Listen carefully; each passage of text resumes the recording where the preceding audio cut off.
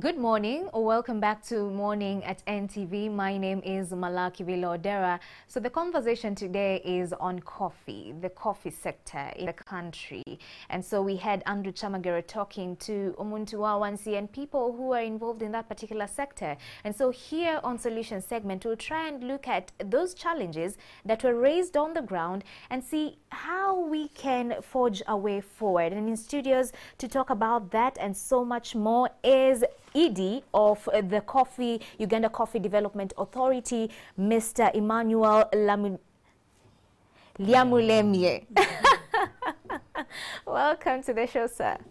Thank you, thank you. Next to him is Madam Consolata Tumwesije, who is the International Women's Coffee Alliance personnel. Thank you so much for joining us today. Thank you.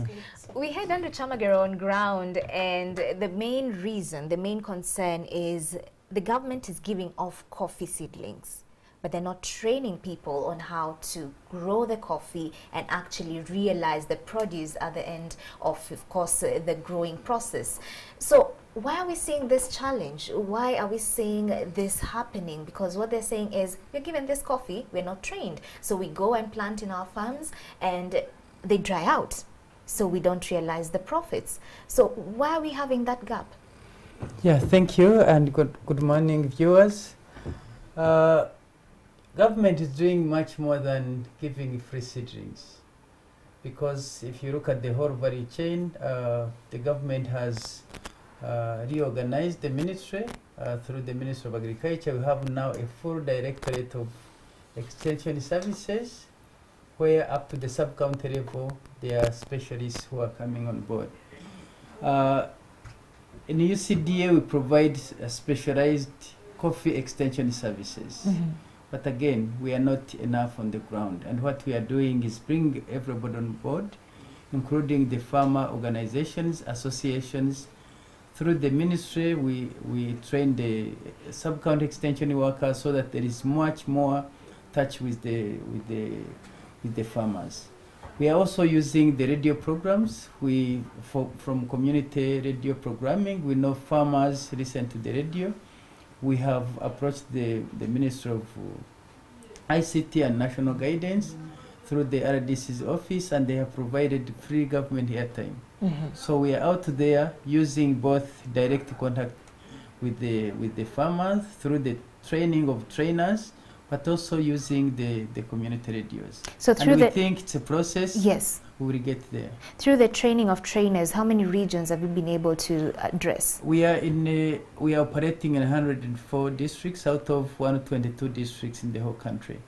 So in every district we have staff who are based there, but our staff are in charge of about 2 to 3 districts. So we are not really down to next to the farmer, and that's why we work through those networks. Okay. We are working also with some associations, but NGOs who have come on board, but also some big exporters have some of the extension workers. In UCDA, we are proud to be technical people. We work very closely with the private sector to bring together experiences from other countries, and we've come up with the coffee manual, which to us is a Bible, is a Quran for everybody involved in coffee. Coffee is a tree, whether you are from government or private sector, you use the same. We think it's a process, looking at the history we've come from. In the 90s, coffee was coming up, then we had the devastation of coffee root disease, we had the bad prices, but now the prices have come up, and we think is the time to put Uganda back on the map. Okay, Madam Consolata, you represent women in coffee. What are some of these challenges they face on a day-to-day basis? Thank you so much. Women are almost, they almost meet every challenge, and maybe they would enjoy every positive thing that comes out. In coffee as a sector, women traditionally were looked at as supposed to be taking care of coffee in terms of cultivation, production, when it gets to harvesting and post-harvest, then women tend to be off the scene. Now coffee becomes a man's product. And that so much affects the productivity. Because as human beings, when you don't look at the benefits of what you're doing, you tend to sit back. You don't put in so much. So as International Women in Coffee Alliance, we are a voice of women. We would like to see women more involved. We would like to see equality in coffee productivity along the value chain. We would like to see women participating at all levels up to the end result. The challenges, some of the challenges women meet, it's, customary, women don't own land. So coffee belongs to a man because it is on his land. Right. If there could be a way of women knowing this coffee belongs to all of us, or even a woman having a small plot of coffee and knows this is my coffee. If I get sick, this is where I can get some berries. So in terms of addressing that particular challenge, of course, like you've put it, we are in a very patriarchal society. What strides have you been able to make? As women on grassroots, we are trying to sensitize communities, really, mindset change. Because I don't think men have got this negative attitude towards women, but it's this patriarchal kind of society that has groomed us to be who we are. And so we are trying to do mindset change to communities, to say, look, for productivity and better performance at the garden level, women should play an equal part in this. And what we do also, we go ahead to say, to train women. Also sometimes women want to take a back seat as I'm a wife, as my role is to grow food crops, when in actual sense, women should also participate in cash crops, should participate in increasing household income and assets. It makes more difference. We need to support our husbands in bringing in money. So sometimes women do not even know they can play a role. And yet sometimes we are strong, we have capacity, we are more available, we are always at home. We are actually the gatekeepers of these households. We know better the coffee than our husbands because they are out doing some other work. So it is about building capacity. Okay. Then we also need to look at women. We have actually tried to help women appreciate some of the areas that they thought are not women activities. Yes. For example, we teach them how to even prepare gardens for coffee. We train them on how to plant. So she can look at a coffee tree and see this is the coffee tree I planted. They have gone as far as into value addition. We are looking at how best a woman can add value to this coffee before it leaves the house. And speaking of value addition, Mr. Emmanuel, Uganda holds second position after Ethiopia in terms of being a leading producer of coffee. And we are actually the leading country when it comes to exporting this particular coffee. But we export this coffee in raw form. Why are we still mark timing when it comes to adding value to this coffee right here in the country? Of course, the conversation of unemployment is a great one. Then why is it taking so long? And we know that this is a sure industry to invest in. This takes us back to the historical times. Why is Uganda a tea country when we produce both coffee and tea? And the role we have now is to change that kind of attitude, that kind of where there has been a belief, myth about coffee consumption in the country. What we are doing now is, the first thing, if we want to look at the quality, the farmers must appreciate the coffee themselves. We are taking back the coffee drinking to the farmers. We conduct coffee on the road, where we bring in the farmers to actually taste the coffee. We think once they start appreciating the coffee, they will be looking after the coffee very well. We are also bringing especially the youth. We have formed coffee clubs at the university level, where young men and women, they are trained in brewing coffee, appreciating the coffee, bringing in the literature about scientific discoveries about coffee, the current trends, and we are moving out there. We have launched a domestic coffee consumption strategy to look at the different strategies we can use to communicate about coffee, the benefits of coffee.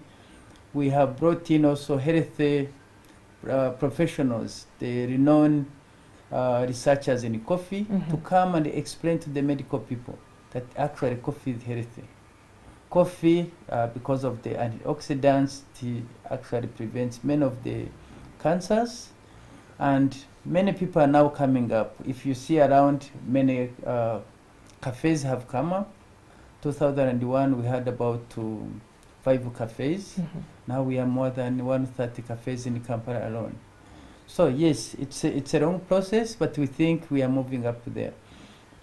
In terms of employment, we have actually we are exporting labor in professionals brewing coffee.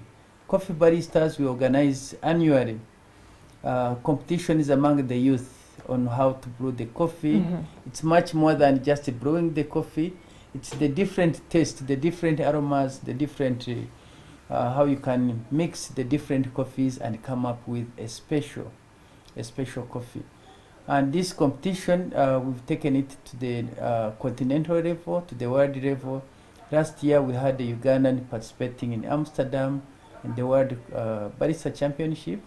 That gives visibility. That gives also a uniqueness to our coffee. Because people come in to see how the coffee is. So yes, the domestic coffee consumption is still not to the desired level. We want to do much more.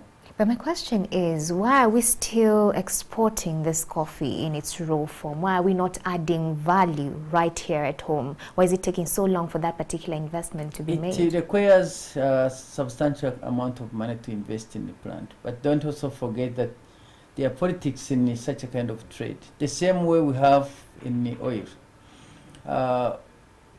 When you look at many oil producing countries, for example, they don't have refineries, and money is after the refinery. The same as coffee. Coffee is the second most traded commodity, tropical commodity after oil.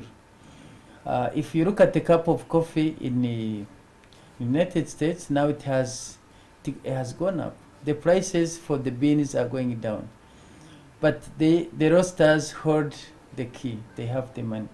So we have some bankable projects on value addition. We are inviting many investors. Been talking to the Chinese. We have also a proposal been sharing with an Italian investor, and the government has allocated land to the investor in Namamve. It's taking a bit of time, but we think we are going to get there. How many years? Thanks to the increased volumes we have. Yes. Once we have big volumes of coffee, the region, unfortunately, Uganda is still the leading, but once they know there is domestic coffee consumption going up, there is also from the region we can get enough coffee, then the investments will come. Do you think, how long do you think this will take in terms of that particular industry coming up? Well, I wouldn't want to put there the timelines, but what I want to tell you is that already the government is working on it. We have a bankable project. We have an investor already who has signed up. Government has allocated the plot of land for establishment, so we have to watch. The government is very committed to that. And as an industry, we are not looking. Value addition is also not just the instant coffee. It's also the processing. Right. If you look at the past, we were doing mainly the kiboko. Now there is more work going on to roast robustas, roast arabicas, and the more you add any value addition, including drying on tarpaulins, that's the value addition. Okay. Madam Consolata, let's look at the women coffee farmers, Yes. and their access to markets, especially now that the huge market when it comes to the coffee sector is the export market. Do you think they're being facilitated enough to come on board, especially them that now want to come on board and trade in coffee commercially? Singular as women, I don't think we are already there in terms of making a good milestone at the marketing level. Let's start with one of the challenges at the other side, which is financial access. Because for a woman to go into export of coffee, you need to have a financial muscle. And as I told you earlier, most women do not have collateral to access big monies in the banks. Thanks to some good-willed men, most of these women that have been able to go into export are being supported by their husbands, because to get big money to export, to go into trade, coffee trade, you need money. However, I think there is a ray of hope, because at community level, we've tried to organize women in small groups, like where you have an aggregation kind of approach, and you have women able to bring their coffee together, and they can be able to sell. To me, I think at that level, that's a success. But at national level, still women are still struggling to see that they can go into bigger. We have some women who have made it, and we need many more, because we cannot have women into growing coffee through the value chain and Right. fail out at the market level. So the issue is the financial access, and also still mindset change. Some women still feel this business is not my business, but I think women can do anything as long as they are supported by their systems, the systems around them, the family, the community, the government. So we think if the government can really invest more in supporting women to access soft loans, Yes. and be able to trade. Another area they could be able to trade this, it's about consumption, local consumption.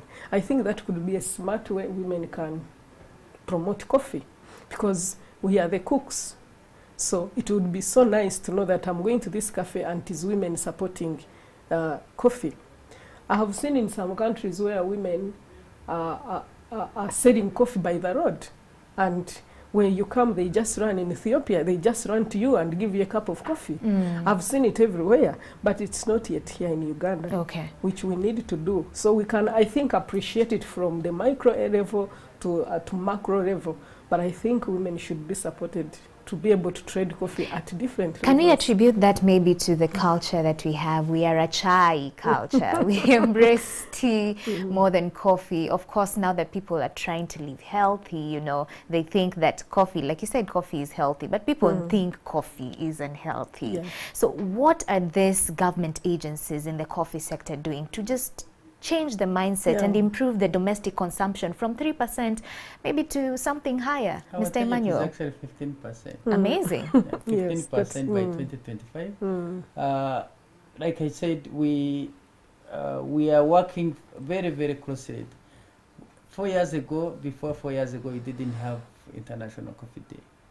This is one of the drives to make the visibility to people to get information. We think information is key. But also taking the real product closer to the farmers, and especially to the youth, who form the big proportion of the Ugandan population. By explaining to them, giving them the necessary information, but also making it available to them. And that's why we are training them to brew coffee.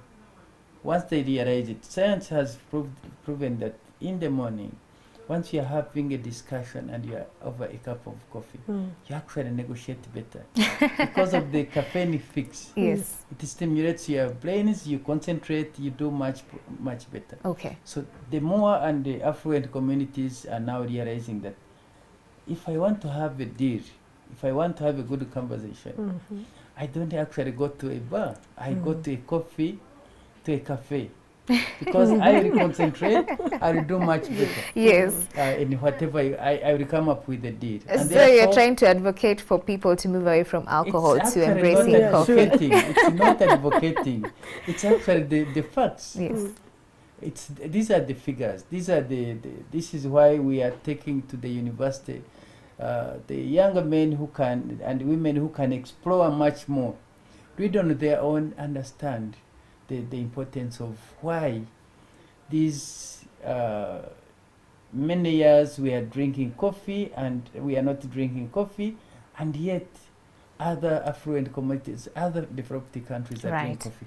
It has shown also that the more you take the coffee, 3 cups coffee, the more you become happier. Yeah. Okay, I didn't know that. Consolata. I would like also to say, from the women perspective, yes, and the fellow women out there, it starts from home. When a woman promotes food, it starts from home. Children start slowly by slowly, then the husband, then the bigger household, then the family, and you find people taking this. So I think part of the capacity building for women by the International Women in Coffee is to promote household coffee consumption and see that if coffee can be taken at home, then when the family members go out there, they will also still have coffee taken. So it is something that can start from the household, and we would like to support and encourage our fellow women to promote this food they grow, and they don't even taste it to say this is the best you can start with, and then you can be proud and feel like, wow, this is my product. All right. In the financial year 2017-2018, Uganda actually exported 288,000, tons of coffee. In terms of people, maybe someone watching us today and they want to get into that export space, what are some of these requirements that they need to meet in terms of standards? Mr. Emmanuel. Well, to be in export, you actually don't need to have the coffee because there is so much coffee available. You need mainly 2 things. One, of course, you need to have the money. You come to UCDA, we provide you with the documentation required, and the document you require is actually putting there there is a fee you pay, which makes you, it's about $1,500 US dollars. That means it's a kind of down payment so that the risk about the contracts, we can hold you on knowing that you are going to be very serious in this sector. And then the next thing is we provide you with information where the coffee is available. We provide you information on how to detect good coffee in terms of quality. We look at the bean size, we look at also the flavor, the taste of the coffee. We train you on how to do that if you don't have the personnel. So what you require is actually knowing that coffee has money. In every morning, every afternoon, we monitor the prices at both London and New York prices, and we advise you. This is how you can negotiate your coffee. Okay. So it's possible, and we want to have many more locals, particularly the cooperatives, the women groups, to actually venture in coffee. But it's a sure investment. You don't burn your fingers. Sure. Okay, all right. But it's a science, of course. You have to be calculative. You look at the prices. You negotiate smart. Okay. 1st of October was the International Coffee Day, but today will be the national day for Uganda to celebrate people in the coffee sector, and this will happen in Mukono. What should we be expecting from today's celebrations, Madam Consolata, as you come to a close? Yeah, really, I think in Mukono it is going to be exciting. We have a very good program. I think participants have already arrived in Mukono, and from there we will have the anthems and the rest, and then from there we will have alongside the entertainments, we are going to have speeches of different people, and then we are going to have we are going to have the president of International Women in Coffee give. She will be present. Oh yes, she's Okay. going to And give. All right, Mr. Emmanuel. Yes, Hey, yeah. okay. Yes, Honorable Minister Honorable Sempija is of course a coffee Yes. farmer. Yes. Honorable Kiwanzanga is a coffee farmer. So we're expecting a And lot we of have brought- dignitaries we to have brought come. Even Dignitaries. our Minister for Animal Industry. She's a milk person, but she's now coming to coffee. She's Okay. realizing the same. All right. But what the viewers should expect also coming to Mukono is to see the different varieties of coffee we have, the different innovations we have in coffee, both in production, but also in good agricultural practices. Okay. There are different ways of how to control the pest, but also a good cup of coffee. All types of coffee. All right, thank you so Yes. much for coming in studios. If you're around Mukono, be sure to step by and get to see what is happening. You never know, you might be lured into getting into the sector as an investor or a coffee farmer as well. That has been it for Solutions segment. Up next is Take Note. Keep it here. Okay.